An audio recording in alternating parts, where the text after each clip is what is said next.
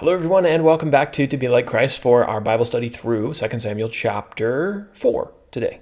Chapter 4 in 5 minutes. There's a free PDF on our website that you're going to see up on the screen, but you can also download for yourself. And for some of the earlier books that we've gone through, the hard copy books are now available on Amazon, so there's a link in the description to those as well. Chapter 4, bit of a shorter chapter, only 12 verses, so let's go ahead and get right into it. Our timeline has not really changed in our win section.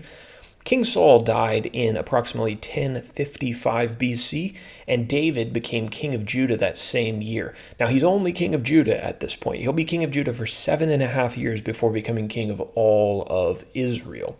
But there's a civil war that has to be resolved first. Who are the key characters that play a role in chapter 4? First, we have David, as we just mentioned. He's king of Judah. We have Ishbosheth, who is king over Israel. He's the rival king to David, and they've been fighting over the throne.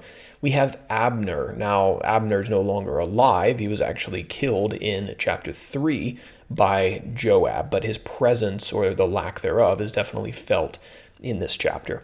We have Mephibosheth, who is just introduced in this chapter. We'll talk about him in greater detail later. Mephibosheth was the grandson of Saul and the son of Jonathan, who was David's best friend. And we're told that he was a lame man. He was unable to walk. More on that later. And then finally, Rechab and Baanah. I'm sure I'm not pronouncing those names correctly, but these were two men who assassinated Ishbosheth. Interesting. And they were brothers. So we'll find out the reward or the consequences of their action in our outline section. So let's go up to our map before we go over there. Where did these events play out? Well, David lived in Hebron. We know that. Ishbosheth, the rival king, was probably in Mahanaim. We base that off of 2 Samuel chapter 2, verse 8. Mahanaim was on the east side of the Jordan River, along the Jabbok River, I believe that stream of water is called.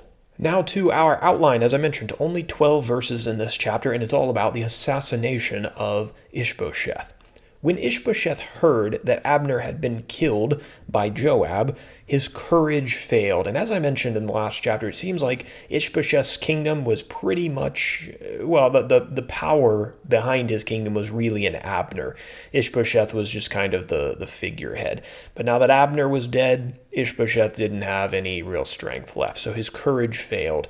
Ishbosheth had two men who were captains of raiding bands, Baanah and Rechab, and together they decided that they had had enough of Ishbosheth and they plotted to kill him. Now in the text right here, we have an introduction to a new character, and that is Mephibosheth, who, again, we'll talk about him more later, but it's important that he's introduced here. Mephibosheth was the son of Jonathan, and he was lame due to a fall that he had suffered when he was a very young child. So, okay, there, he's been introduced, set him aside for a while. Let's return to the story of Baanah, Rechab, and Ishbosheth.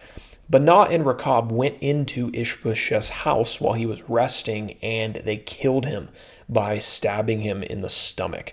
They took his head to David at Hebron, probably expecting, to receive a reward, thinking, hey, look, we solved the civil war problem. Now you can just be king over everything. However, David, in a very David fashion, was very angry at these two brothers for what they had done. He called Ishbosheth a righteous man, and he commanded that the two brothers were to be put to death. And so that's what happened, and their bodies were hung beside the pool at Hebron. Ishbosheth's head was taken and was buried in the tomb with Abner. So now Ishbosheth is dead, Abner is now dead. There's a clear path for David to become king over not just Judah, but of all of Israel. So that is chapter 4. Let's finish off now with our application. Ishbosheth was a man whose strength depended on another man, in this case, Abner. He needed Abner to stay alive if he was going to retain the kingdom, and his hope was lost when Abner was lost. And the application for us is, ask yourself, where does your hope, where does your purpose, where does your strength, where does your courage come from? What is it based on? Because you're in a really dangerous place if all of those things are dependent on something that you could potentially lose. Maybe it's another person.